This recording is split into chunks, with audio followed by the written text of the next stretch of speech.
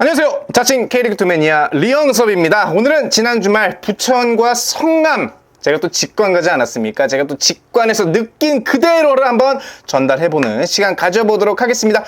지난 주말 제가 정말 오랜만에 이 무더위를 뚫고, 제가 땀이 너무 많아가지고 또 여름에 직관 가는 거 너무 힘들어 하거든요. 무더위를 뚫고 부천 갔습니다. 안타깝게도 경기 스코어는 3대2 성남의 승리였고요. 3대2 펠레 스코어, 골은 많이 나왔지만 부천이 패배해서 상당히 아쉬운 경기였고, 경기 내적 외적으로 상당히 아쉬움이 많은 경기였는데요. 일단 부천과 성남 모두 이번 7월 들어가지고 또 나름 상승세를 가지고 있던 두 팀이었거든요. 그래서 부천 같은 경우에는 이제 뭐 3위까지 찍었고, 성남도 밑에서부터 차근차근 올라오고 있단 말이죠. 부천은 지난 주말 지지난주죠. 부산에게 패배하긴 했습니다만 계속 좋은 경기력 갖고 왔고, 성남 같은 경우는 또 지지난주 전남과 2대2로 비기는 아주 멋있는 명승부 펼치지 않았습니까? 계속해서 무패 행진을 이어오고 있는 성남인데, 부천이 성남한테 마지막으로 진 게요 2018년입니다. 그 2023년부터는 그러니까 성남이 K리그2로 온 이후로 단 한 번도 지지 않았거든요. 근데 하필 내가 갈 때 지는 거죠. 이거 가슴이 너무나 아쉽고요. 경기를 평가한다면 사실 성남이 이길 만한 경기였다라고 이제 말씀드릴 수가 있고, 부천은 그동안 계속 약점으로 제기되었던 수비 문제가 또다시 드러나며 무려 3골이나 헌납했습니다. 이게 조금 많이 아쉬운 거는 성남이 올 시즌에 3골 넣은 게 처음이고요. 그리고 성남이 올 시즌 팀 득점이 21점이거든요. 근데 K리그2에서 상당히 득점력이 낮은 팀을 상대로 3골이나 내줬다. 이거는 부천이 그만큼 수비가 안 좋다는 뜻이고, 저 자칭 K리그2 매니아 리영섭이 딱 보기에 성남 준비 잘했고요. 그만큼 자신들이 갖고 온 전술을 정말 잘 보여줬다라는 측면에서 성남도 시즌 초반에도 굉장히 반짝이지 않았습니까? 좀 약간 떨어지다가 다시 좀 올라가는 상승세인데, 정경준 감독이 성남을 정말 이제 멀쩡한 팀으로 만들어가고 있구나라는 걸 많이 느꼈습니다. 일단은 경기 초반부터 경기 시작 1분 만에 골을 먹혔다. 이거는 사실 한 골 내주고 경기 시작한다는 거랑 마찬가지거든요. 그리고 전반에 또 한 골 내주면서 사실상 전반전의 경기 분위기가 성남한테 완전히 넘어가 버렸습니다. 그거를 부천이 아무리 공격력이 좋아도 그 두 골을 뒤집는다는 거는 굉장히 또 어렵거든요. 일단 정경준 감독은 부천의 약점을 티아깅요로 본 것 같아요. 그게 무슨 뜻이냐면, 저는 약간 성남이 수비적으로 나오면서 역습을 하지 않을까라는 생각을 했는데, 경기 초반부터 굉장히 공격적으로 나섰고요. 그리고 이 부천의 티아깅요 쪽을 아주 집중적으로 파고 들었단 말이에요. 그래서 첫 번째 골을 보시면 성남 입장에서 이제 왼쪽이죠. 티아깅요 쪽을 파고들고 그게 코너킥으로 이어졌고, 그 코너킥에서 득점을 만들어가는, 그야말로 엄청 이게 매끄러운 공격 플레이가 초반부터 인상적이었고, 아무래도 티아깅요 선수는 수비보다는 공격적으로 많이 나서는 선수거든요. 그러니까 성남은 수비적으로 약간 티아깅요를 공략함과 동시에 티아깅요의 그런 전진을 무마시키는, 그야말로 일거양득, 두 마리 보라매를 잡는 그런 전술을 아주 전반에 적중했다라고 할 수가 있고, 또 성남 왼쪽에 그 이준상 선수, 움직임 좋습니다. 제가 또 바로 앞에서 봤거든요. 이 티아깅요를 살살 골려먹는 그런 드리블 돌파 같은 것도 굉장히 좋아하고, 또 후방에서 커버해주는 정승용 선수 좋다. 또 오른쪽 풀백 신재원 선수 발끝 너무나 날카롭습니다. 그래서 이번에 성남이 그런 움직임이 좋은 선수들, 이런 선수들과 또 발끝이 날카로운 신재원, 이런 선수들이 또 자기들의 그런 플레이를 마음껏 펼칠 수 있었던 이유는 바로 중원에서 사무엘과 프레이타스, 이름부터 너무 멋있어. 프레이타스, 이 선수 두 명이 그야말로 중원을 장악했다고 볼 수 있거든요. 사실 사무엘이 성남의 주축이긴 했습니다. 근데 조금 혼자만으로는 조금 부족한 느낌이 있었거든요. 근데 여기에 프레이타스를 가미하니 이 둘의 시너지 효과가 그야말로 K리그2에서는 굉장히 위협적이다라고 저는 말씀드리고 싶고, 프레이타스가 지난 전남전에서도 골을 넣었거든요. 근데 이번에 부천전에서도 또다시 골을 넣으면서 그야말로 성남의 정말 좋은 선수를 데리고 왔다라는 거. 이 프레이타스가 공수에서 열심히 뛰는 것뿐만 아니라 또 공격 템포 조절 해주면서 또 패스도 찔러주는 모습 굉장히 좋았고, 다만 프레이타스 선수가 처음 그 데뷔한 천안전인가요? 거기서도 이제 경고를 받았거든요. 근데 이번에도 또 경고를 받았단 말이에요. 그러니까 약간 카드 조절을 하면서 이 경기에 나서야 되지 않을까?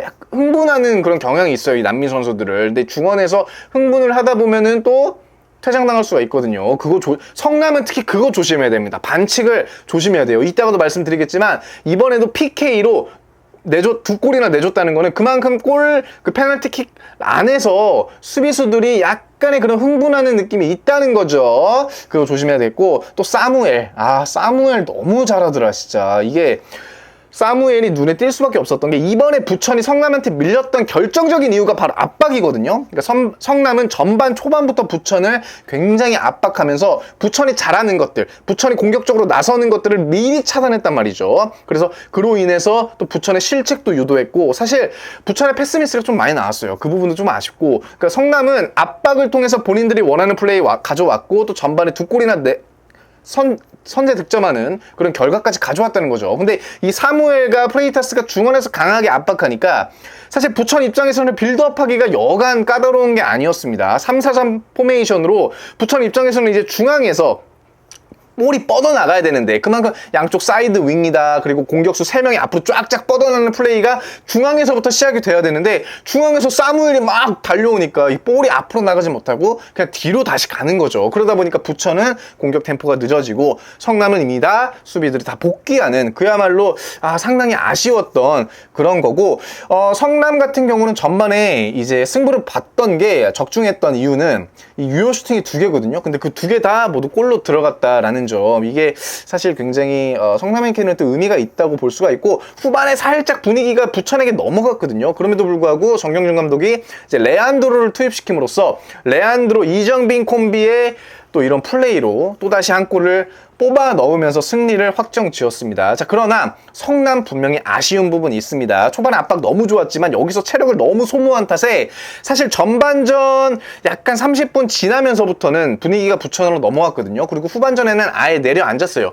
물론 성남이 2골이나 뽑은 상황에서 이거를 굳이 공격적으로 나설 이유는 없지만, 부천을 상대로 내려앉는다? 이거 상당히 좀 리스크 안고 사실 가는 거거든요. 그리고 또 부천도 결과를 분명히 냈고요. 그래서 성남 입장에서는 오히려 약간 좀 쫄리는 경기가 조금 아쉽다고, 그나마 아쉬운 점을 찾자면 그런 부분이 아쉽다고 할 수 있겠고, 또 프레이타스가 공격으로 교체로 나간 뒤에는 뭐 중원에서의 압박도 썩 그렇게 위협적이지 못했고요. 또 우리 공격 빌드업 과정도 그렇게 썩 전반만큼 좋진 않았습니다. 그래서 부천이 점유율을 많이 가져간 상황에서 부천만의 플레이가 나왔고, 그로 인해서 이제 2골이나 나왔다는 점. 마지막으로 베니시오 선수, 아까 제가 이제 파울 조심하라는 얘기 했는데, 이 베니시오 선수가 조금 수비는 굉장히 좋아요. 근데 약간 경기가 잘 풀리지 않으면 흥분하는 경향도 약간 있다고 보거든요. 이번에도 몬타뇨와의 그런 신경전이 대단했습니다. 그러니까 몬타뇨 선수와 베니시오 선수 계속 경기 내내 이제 부딪혔는데, 몬타뇨 선수가 또 피지컬이 좋지 않습니까? 그리고 어느 정도의 그 발재감과 스피드도,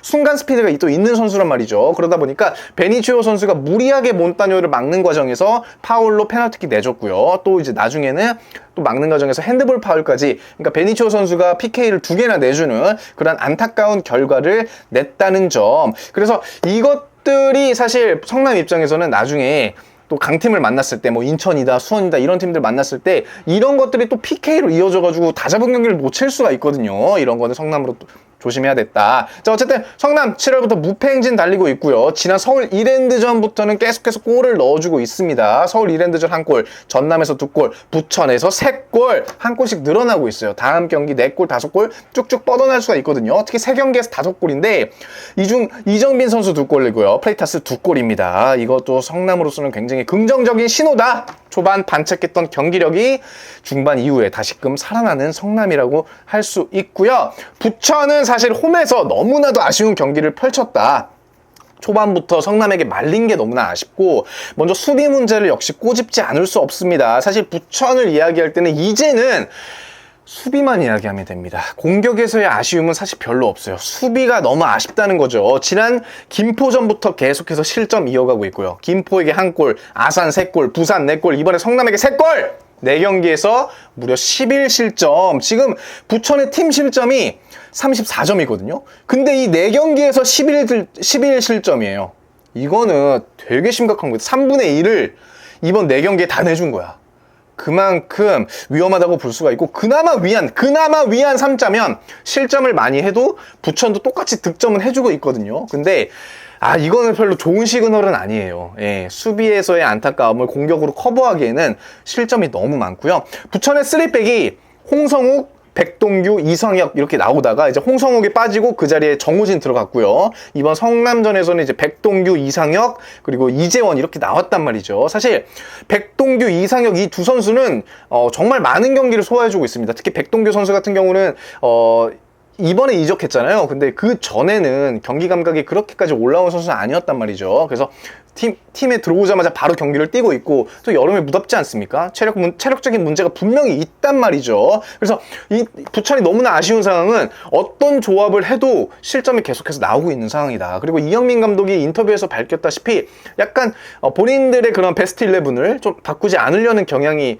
분명히 있는 것 같아요. 다만 부천 역시 스쿼드가 그렇게 두텁지 않기 때문에 지금에 와서 뭐 다른 선수를 써보기에는 좀 늦지 않았나. 하지만 어쨌든 체력적인 문제를 분명히 해결하고 가야 된다라는 점이 있고, 이번 성남전에서도 실점 패턴을 보면 너무나 아쉽습니다. 수비수가 아예 없었던 것도 아니고 수비수가 잠깐 한눈 팔고 잠깐 그냥 놓친 사이에 그대로 골이 연결됐다는 거 막을 수 있었거든요, 충분히. 근데 너무나 아쉽고, 물론 이제 그만큼 성남이 한 발짝 더 빠르게 움직여서 골을 넣었다고 말할 수가 있겠지만 어쨌든 부천 입장에서는 충분히 막을 수 있는 골들이었다. 그리고 중원에서 압박이 강한 팀들을 만나면 사실 부천은 이 볼이 나가는 중간 지점이 막힌다고 생각하거든요. 왜냐면 부천의 아까 포메이션 말씀드렸다시피 3-4-3인데 이 공격식으로 갈 때는 다 올라간단 말이죠. 그래 박현빈과 최재형 이 두 선수가 사실상 빌드업에서 굉장히 중요한 역할을 해줘야 되는데 이 발끝에서 공격 라인으로 뻗어나가는 패스가 막혀버린다면 사실 부천은 조금 공격 패턴이 그렇게 다채롭지 못하거든요. 이런 점이 너무나 아쉽고 갈레고의 부재가 너무나 아쉽다. 너무나 크다. 후반에 성남이 내려앉으면서 사실상 주도권이 부천한테 넘어왔거든요. 물론 두 골이나 넣었습니다만 필드골은 없었어요. 또 많은 기회를 만들 수 있었습니다만 어떻게 보면 마무리를 제대로 짓지 못한 거, 이런 점이 사실 갈레고가 없기 때문에 더더욱 아쉬웠고, 특히 마지막은 계속해서 크로스만 올려줬거든요. 근데 크로스를 받아줄 그렇게 제공권이 좋은 선수가 있느냐, 이것도 한번 따져봐야 됩니다. 그리고 성남은 이미 다 내려앉은 상황에서 계속해서 크로스만 올린다고 해서 뭔가 유의미한 결과가 나올 것 같지는 않았습니다. 물론 성남이 PK를 내준 상황에서 소극적으로 수비를 할 수밖에 없기 때문에 오히려 조금 더 볼 경합을 통해서 파울도 유도할 수 있는 점은 있었거든요. 그러나 이의형 선수 하나만으로는 이 제공권을 쉽게 딸 수 없었다는 점이 상당히 아쉬웠고, 전반이나 또 후반에 전반에 바산이 단독 찬스, 그리고 후반에도 몬타뉴와 PK 얻어내는 과정 보면 분명히 패스 한 방을 통해서 성남의 수비를 뒤흔드는 모습이 있었거든요. 그래서 저는 오히려 크로스 계속 올리는 게 아니라 어떻게 보면 자기들만의 그런 아기자기한 패스로 성남의 수비 라인을 조금 더 무너뜨리기를 바랬는데 이영민 감독의 선택은 그냥 크로스였다라는 점이 조금 아쉬웠습니다. 자, 어쨌든 부천은 그동안 상위권 팀들에게 계속 패배하면서 올라갈 때 못 올라가지 못했거든요. 대신 하위권 팀들은 계속 잡아줬단 말이죠. 근데 이번에 성남한테 지면서 그런 것들이 조금 깨져서 또 불안하고요. 골은 계속 넣고 있습니다만 아까 말씀드렸다시피 수비가 너무나 심각한 상황이라서 2연패의 시련을 과연 어떻게 극복할 수 있을지도 지금 계속해서 봐야겠습니다. 부천이 이번 8월에 너무나 힘든 게 일단 원정 경기가 3경기입니다. 청주, 전남, 경남, 게다가 코리아컵 광주까지 끼면은 이게 4경기거든요. 근데 일단 보세요. 전남과 광주 그리고 경남까지, 사실 부천에서 청주도 그렇게 가까운 건 아니거든요. 이런 원정길을 계속 떠나다 보면은 지금 가뜩이나 체력 문제가 있는데 앞으로의 체력 문제가 더욱더 심해지지 않을까라는 생각을 해보고, 8월에 무너지면 9월, 10월에 과연 일어날 수 있을까? 이거 너무나 조금 좀 불안한 상황이긴 합니다. 자, 어쨌든 만만히 볼 수 없는 팀들과의 연전이 계속되는 부천, 과연 반등할 수 있을지 계속해서 응원하도록 하겠고요.